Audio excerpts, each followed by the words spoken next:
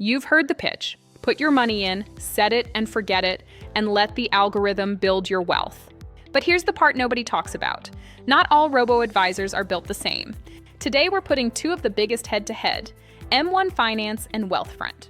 I use both of them. I've watched both of them grow, and I've felt the sting when the market dropped. So I'm going to break down the real differences, the fees, the features, the returns, and tell you which one actually belongs in your portfolio. Wealthfront is a true robo-advisor. You answer a few questions about your goals and risk tolerance, and their algorithm builds you a fully managed portfolio of diversified index funds. That's it. You don't pick stocks. You don't adjust allocations. You hand over the wheel. They've got over 1.4 million funded clients and manage more than $95 billion in total assets. Their automated investing account has averaged a 9.13% annual return since inception. One-year returns as of early 2026 were 20.67%. M1 Finance is a hybrid. You build custom pies, slices of stocks and ETFs, or pick from over 80 expert-built portfolios. Then M1 automates the investing and rebalancing for you. M1 has over 1 million users and crossed $12 billion in client assets as of September 2025. Now let's dive into the details. Let's talk money. Specifically, how much of your money these platforms keep. Wealthfront charges a flat 0.25% annual advisory fee on everything you have invested. That sounds tiny, but here's what it looks like over time.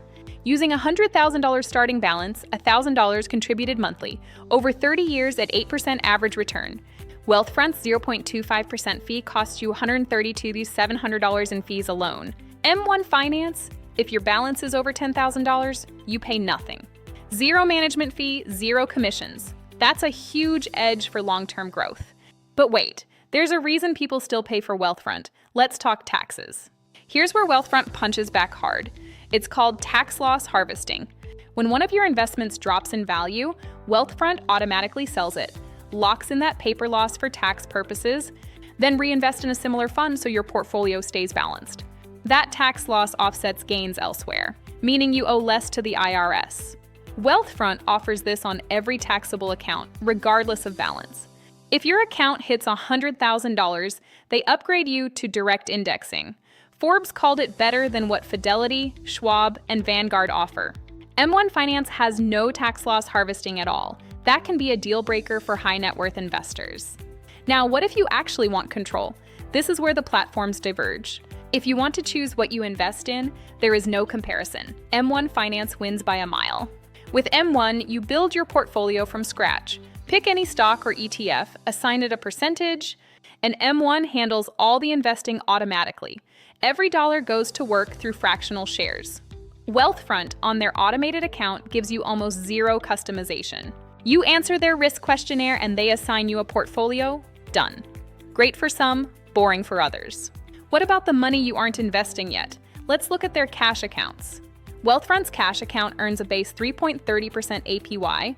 New clients get a 3-month boost to 3.95%, and direct depositors earn an extra 0.25% permanently. Your cash is FDIC insured up to $8 million through partner banks. That is not a typo. $8 million of protection. That's way above the standard.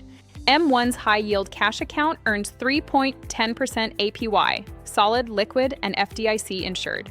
Winner here, Wealthfront, and it's not close. They are the cash kings right now. Now, one of my favorite features, borrowing against your own money.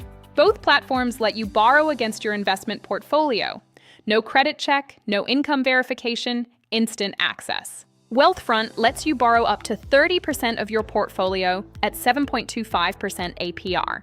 M1 goes further. You can borrow up to 50% of your portfolio's value at just 5.65% interest. If you've got $50,000 in M1, you can tap up to $25,000 instantly. Your investments keep growing. You just borrowed against them. On borrowing, M1 wins clearly with better rates and higher limits. Here's my honest take after using both. They're not competing with each other. They're complementary. Use Wealthfront if you want zero decisions, world-class tax optimization, and you're building a taxable account. Use M1 if you want to choose your own investments, pay zero management fees, and use a platform that grows with your strategy. I personally use both. Wealthfront handles my fully automated long-term account. M1 handles my custom portfolio. Two tools, two purposes, both earning while I sleep. It's about using the right tool for the job. Drop a comment below. Are you Team M1, Team Wealthfront, or both?